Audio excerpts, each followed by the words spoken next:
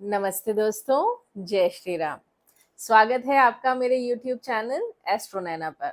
दोस्तों, हमारी आज की चर्चा का विषय है मंगल ग्रह की 3 दृष्टियां। आज की चर्चा शुरू करने से पहले अगर आप अपनी कुंडली का प्राइवेट कंसल्टेशन चाहते हैं तो आप ऊपर दिए गए नंबर पर कॉल या व्हाट्सएप करके अपनी अपॉइंटमेंट बुक कर सकते हैं। और अगर आपको मेरी वीडियोस पसंद आ रही हैं तो इन्हें लाइक, शेयर और सब्सक्राइब करना बिल्कुल ना भूलें। तो चलिए शुरू करते हैं। दोस्तों, आप ये जानते होंगे कि सारे ग्रह अपनी अपनी दृष्टि से आपकी कुंडली पर पकड़ बनाए रखते हैं, लेकिन 3 ग्रह ऐसे हैं जिनको स्पेशल दृष्टि मिली हुई हैं। ये 3 ग्रह हैं मंगल यानी कि मार्स, जुपिटर यानी कि गुरु और सैटर्न यानी कि शनि। मंगल, गुरु और शनि के पास 3-3 दृष्टियां हैं, यानी कि ये अपने सामने वाले भाव को देखते हैं, जो कि हो गया 7वां भाव। इसके अलावा इनको 2-2 दृष्टि और मिली हैं, जिससे ये 2 और भावों को देख सकते हैं और प्रभावित कर सकते हैं। आज हम बात कर रहे हैं मंगल की दृष्टियों की। तो मंगल देखता है चौथे भाव को, 7वें भाव को और 8वें भाव को, और इन तीनों दृष्टियों का इफेक्ट अलग अलग होता है। मंगल की चौथी दृष्टि रक्षाकारिणी है, 7वीं दृष्टि समकारी है और 8वीं दृष्टि विनाशकारिणी है, जो कि सबसे घातक है। अब मंगल पैशन का प्लैनेट है, अग्रेशन का प्लैनेट है, पराक्रम का प्लैनेट है, और वो अपनी दृष्टि से इन तीनों भावों को बहुत ही पैशनेटली इफेक्ट करता है। मंगल का एक कैरेक्टरिस्टिक डोमिनेंस भी है, और वो इन तीनों ही भावों को डोमिनेट करना चाहता है। अब अगर आप दृष्टि कैलकुलेट करना चाहते हैं कि मंगल की दृष्टि पड़ कहाँ रही है, तो आपकी कुंडली में जिस भी भाव में मंगल बैठा है वहां से आप चौथा घर गिन लेंगे। लेकिन इस गिनती में आप जहां मंगल बैठा है उस भाव को भी इंक्लूड करेंगे, पहला, दूसरा, तीसरा, चौथा। तो यहां हो गई मंगल की चौथी दृष्टि। उसके बाद 5वां, छठा, 7वां, तो यहां हो गई मंगल की 7वीं दृष्टि। और उसके बाद 8वां, तो यहां हो गई मंगल की 8वीं दृष्टि। अब मंगल की चौथी दृष्टि जहां भी पड़ रही है उस भाव की मंगल रक्षा करेंगे, क्योंकि ये मंगल की रक्षाकारिणी दृष्टि है। बट किसी भी चीज की रक्षा करने के लिए पहले उस चीज को कॉन्कर करना जरूरी है। तो सबसे पहले मंगल उस भाव को कॉन्कर करने की कोशिश करेंगे, उसे कंट्रोल करने की कोशिश करेंगे, उसके बाद उसकी रक्षा करेंगे। तो उस भाव से रिलेटेड संघर्ष आपकी लाइफ में आएंगे, लेकिन उनका सोल्यूशन भी हो जाएगा।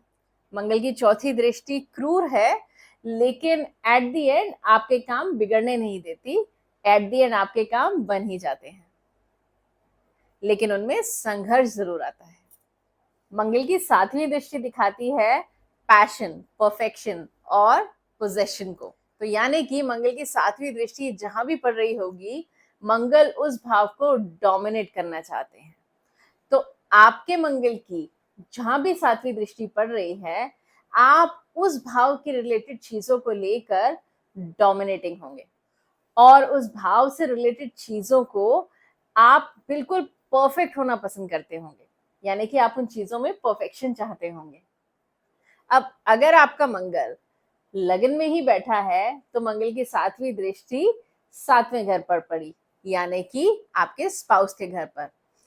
तो ऐसे में आप अपने स्पाउस के ऊपर डोमिनेटिंग होंगे और आप उनसे परफेक्शन एक्सपेक्ट करते होंगे। लेकिन इस परफेक्शन के चक्कर में कभी कभी आप अपने जीवन साथी के साथ एक अकड़ूस सास की तरह बिहेव करने लगते हैं।